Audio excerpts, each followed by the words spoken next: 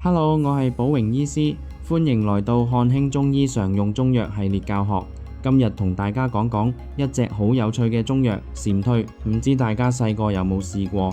夏天夜晚成條街都好靜，就只係聽到好大聲嘅蟬叫聲，嘈到你瞓唔着。但係你又覺唔覺得呢啲咁嘈嘅昆蟲，佢哋褪落嚟嘅殼，竟然係一味可以幫人安神定驚、令人安靜瞓覺嘅中藥？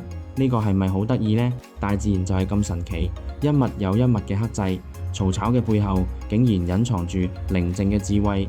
我成日都話，做人同用藥一樣，唔好俾表面嘅現象呃到，要睇到佢背後嘅本質。好，講返正題，蟬退就係我哋細個喺樹幹上面見到嗰啲蟬退落嚟嘅殼，藥書名醫別錄都有記載。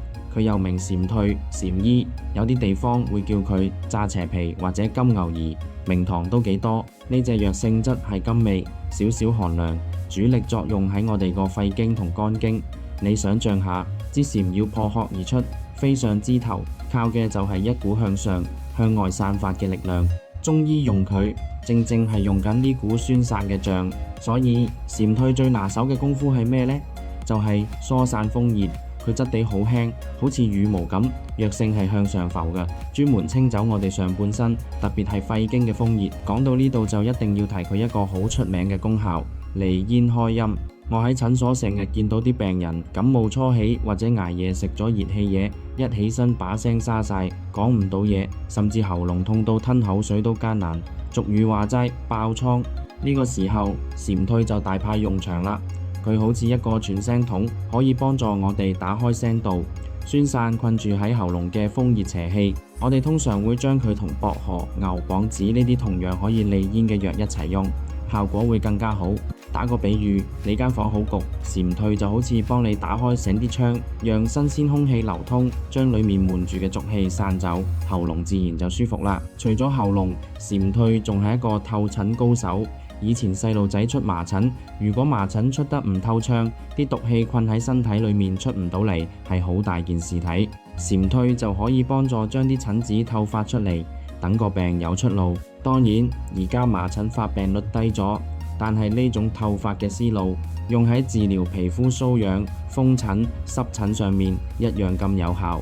因為皮膚病好多時都係風邪同熱邪糾纏喺肌膚表面。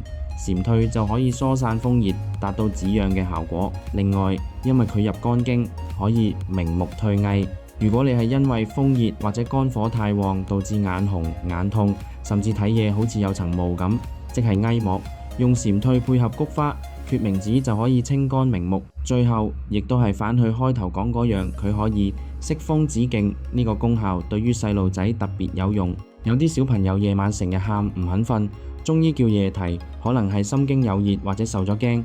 蟬退性質溫和，可以清肝熱、鎮靜安神，係兒科嘅常用藥。喺臨床上用佢嚟處理小兒驚風，甚至大人嘅破傷風症嘅抽搐，都有好好嘅效果。呢個就係佢外能散風、內能安神嘅雙重性格。講下平時點用蟬退常規煎藥飲嘅話，成人每日用量係3至6克。你見到藥煲裏面浮起一塊塊黃黃地、薄薄地、透明嘅殼，就係佢啦。